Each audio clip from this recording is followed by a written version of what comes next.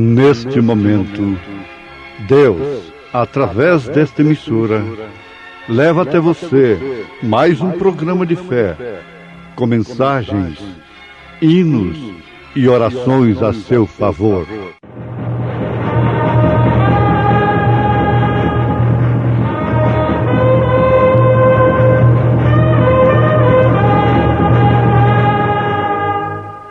Fé para vencer. Somente crer, somente crer, tudo é possível, somente crer. E aquele sangue vos será por sinal na casa em que estiverdes. Vendo eu o sangue, passarei por cima de vós, e não haverá entre vós praga de mortandade, quando eu ferir a terra do Egito. Te seguirei, irmãs Gerani e Meire, cantando em momentos no tabernáculo da fé.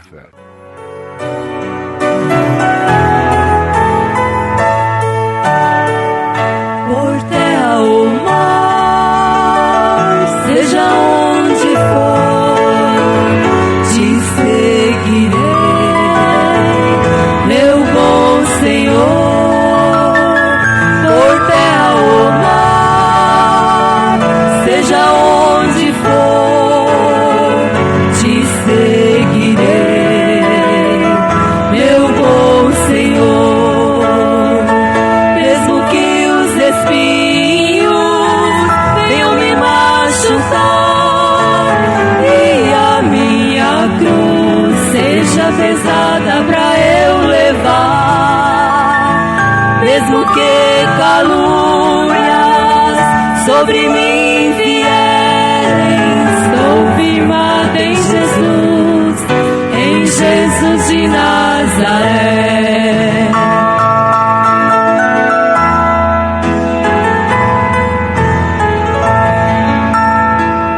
Por terra ou mar, seja onde for, te seguirei, meu bom Senhor.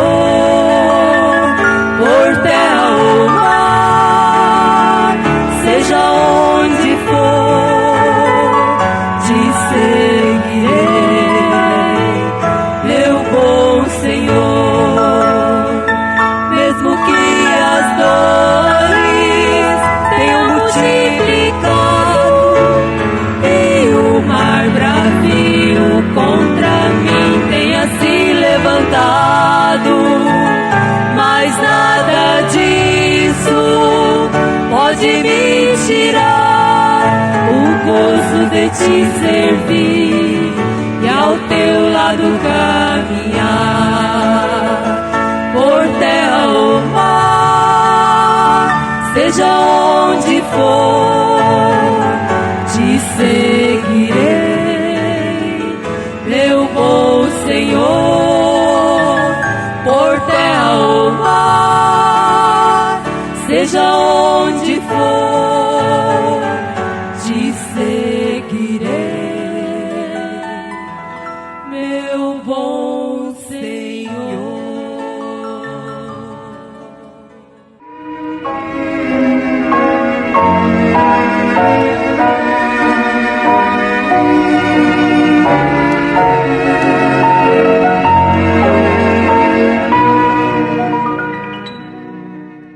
Ouvintes,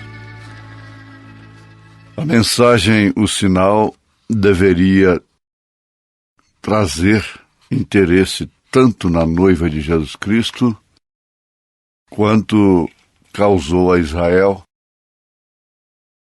na noite da libertação, porque se tratava realmente da noite da distinção entre um povo e outro. A morte entraria nas casas dos egípcios, no entanto, não entraria nas casas de Israel. dos israelitas. Tem que haver distinção. Veja que quando caiu a praga, o juízo temporário ali, havendo trevas nas casas egípcias, nas israelitas havia luz. Tem que haver diferença, distinção. E tudo isso causado por uma separação que o próprio Deus faz. Num sentido, Deus não é separador. Ele é unificador. Mas ele unifica aquilo que realmente pertence à unidade. Ele não coloca corpo estranho. Você vê que um pequeno espinhozinho de pequi, que nem todos conhecem, incomoda todo o corpo, porque passa a ser um corpo estranho. O espinho do peixe nunca incomoda o peixe. Faz parte de sua estrutura. Mas, quando entra em outro corpo, principalmente o humano, ali se trata de um inconveniente que pode causar até a morte. Porque se trata de um corpo estranho. Então o homem em si é separador. Ele separava muito até o que comer. Hoje é a era da mistura, do híbrido. Mas ali estava a distinção. E sabe de uma coisa? A força de expressão era esta. Tinha que ser pregado nas testeiras, nas portas, todo o mandamento do Senhor. Agora, o crente tinha que ser identificado. Lá no passado, tratando-se desse tempo, o profeta de Deus, na mensagem O Sinal, afirma que um sangue identificava o crente, fazia a distinção dos demais povos. Não sabemos como os egípcios encaravam essa distinção, esse culto de Israel. Naturalmente com críticas, zombarias, ironias, e outros até de uma forma temente. Isto porque a vida do animal havia saído. Ela saía do animal, mas não podia voltar. Então ele tinha de ter uma química. Isso repetidas vezes, em todos os dias e momentos necessários, e de ano em ano, de uma forma especial. Ele tinha de ter uma espécie de pintura, um sangue, uma química que mostrava que a vida havia saído. Realmente a pena era essa. Ele tinha que morrer. Então o substituto morria no seu lugar. Porque uma lei sem pena não é lei. O profeta afirma de uma maneira categórica: o próprio Espírito é o sinal. Agora, isso é ininterrupto. Isso não é uma vez por ano, uma vez por mês, de Santa Ceia em Santa Ceia. Não. Há muitas pessoas que, até ensinadas, se preparam somente para a Santa Ceia. Aí ele se torna um outro crente, porque esta semana vamos ter ceia, então tem que se santificar. Não é assim. Está certo que é uma reunião específica, especial, distinta, e que deve ser encarada com reverência, com distinção entre as demais. É um testemunho de que está lutando e vencendo e testificando que vai continuar lutando. Abraão tomou a ceia depois que voltou de uma luta contra 5 reis. Não estava lutando nem por si próprio, mas pelo seu sobrinho. E depois dessa luta, então, ele recebeu a ceia do Senhor como vitorioso. Agora, o Espírito Santo é isto no crente dia e noite. Ele faz a distinção. Não é que queiramos ser diferentes, pássaros raros, mas é que o Espírito Santo faz a distinção, faz a diferença. Há homens, há mulheres que fazem diferença entre o bem e o mal. Há homens que fazem diferença para o mal. Se distinguem para serem um alvo de inspiração para o mal. Como, por exemplo, para o rock. O rock, a música, o ritmo diabólico rock. Agora, há outros que fazem diferença para o bem. Mesmo no mundo natural, lá na política, há homens que marcam épocas. Agora, sem dúvida alguma, o Espírito Santo faz a diferença. E essa diferença não é legalista. Ela não é sob um espírito religioso, porque o Espírito Santo não é um espírito religioso. Ele não tem que ter religião. Ele não tem uma organização. Ele tem um corpo. Ele tem um organismo. Então aí está a diferença. O sangue, ele regressou aos elementos dos quais veio, do sustento que ele havia vivido. É uma química. Mas vejam vocês, dentro da célula de sangue havia uma vida que começava a fazer a célula de sangue se mover. A química não tinha vida em si, ela mesma, e por isso não podia mover-se. Porém, quando a vida entrou na química do sangue, ela formou uma célula. Formou sua própria célula.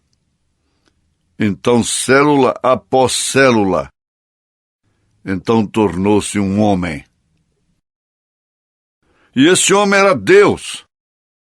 Emanuel, em carne. Mas quando aquela vida voltou, a química se foi. Porém, o sinal é o Espírito Santo sobre a igreja para que vejam Cristo. E eu tenho dito que existe uma nuvem de sangue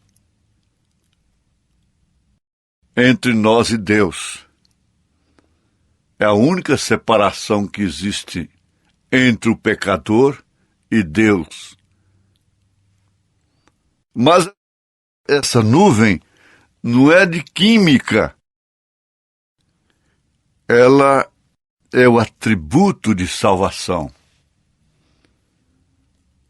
É o atributo de Deus como Salvador. Isto realmente foi gerado pelo Calvário. Enquanto ele não rendeu o Espírito, o seu sangue não teve valor algum.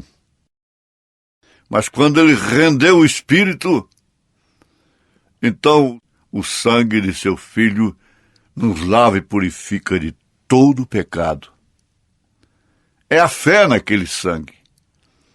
É a fé no Calvário. Aquele dia no Calvário.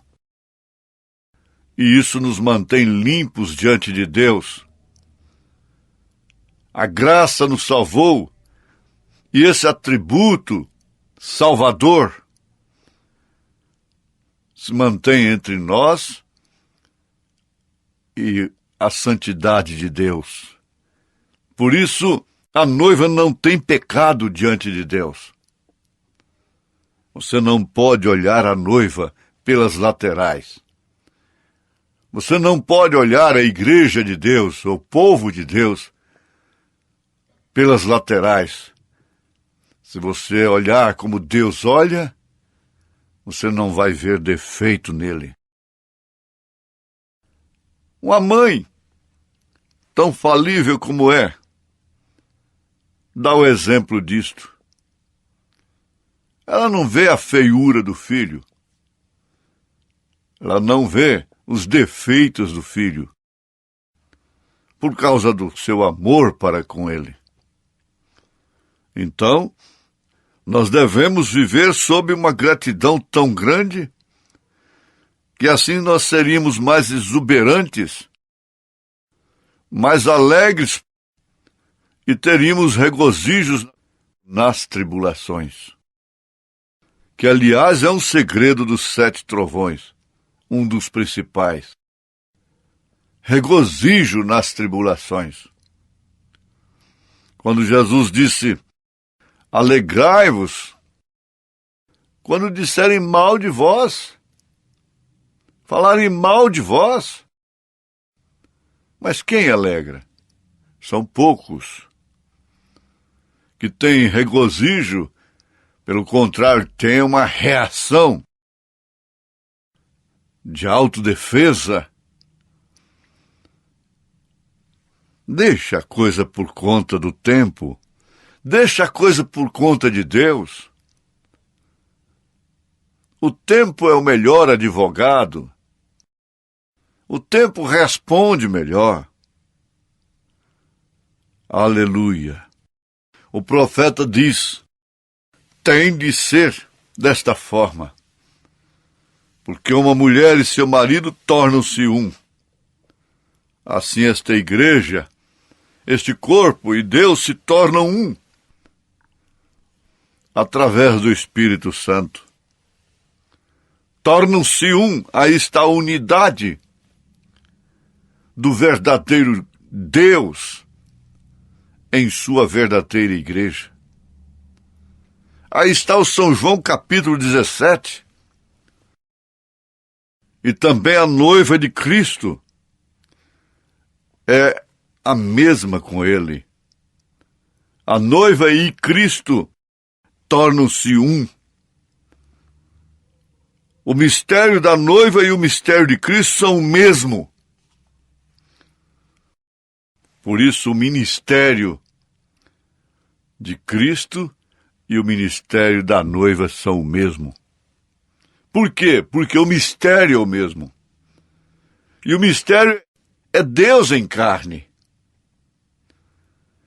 É o mistério da piedade.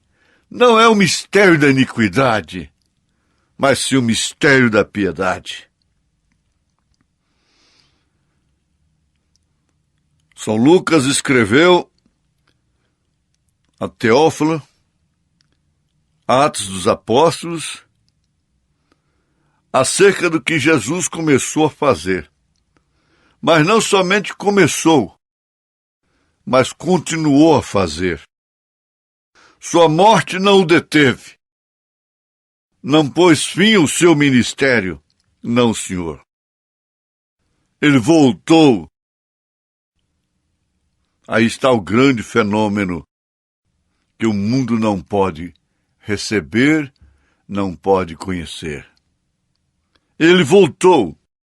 Não é a matéria de prédica, de liturgia, de exposição, de teoria, de sermão, mas é uma matéria de experiência vivida.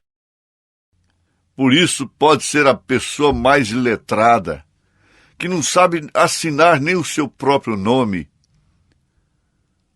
não sabe ler uma letra da Bíblia Sagrada, ter a vida de Cristo que aquele que pode citar a Bíblia de cor não tem.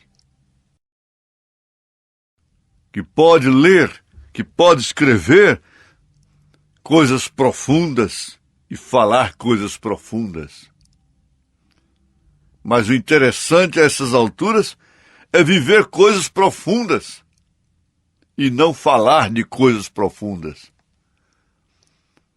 A viúva de Sarepta de Sidom, ela estava vivendo a coisa mais profunda de então. Maria estava grávida do Espírito Santo e ela estava tendo uma experiência pessoal acerca do que era uma letra, uma virgem conceberá. Não era a teoria pregada na sinagoga. A teoria não revelou aos sumos sacerdotes, aos teólogos de então, o que a experiência, o Espírito Santo revelou a Simeão, a Ana, aquela cega. Então aquilo se tornou uma experiência.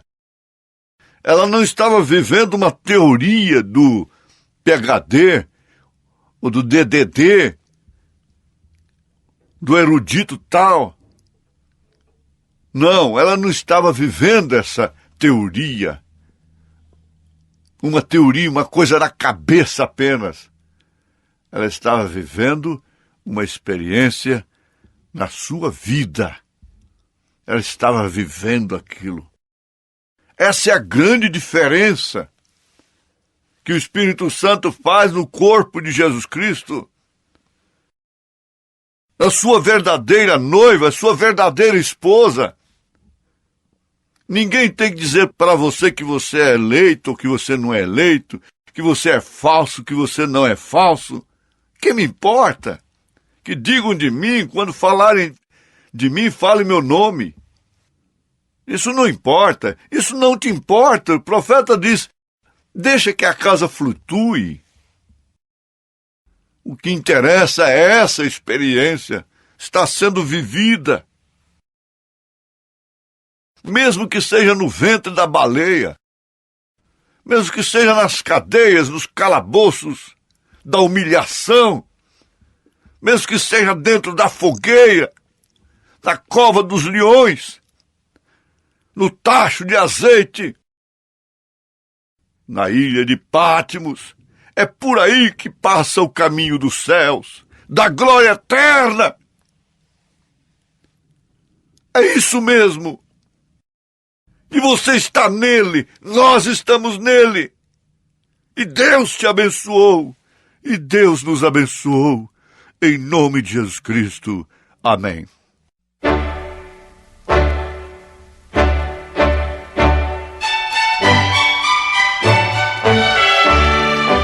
Volte a nos ouvir amanhã novamente, neste mesmo horário, nesta emissora, se o Senhor nos permitir, com fé no Filho de Deus, a fé que vence o mundo.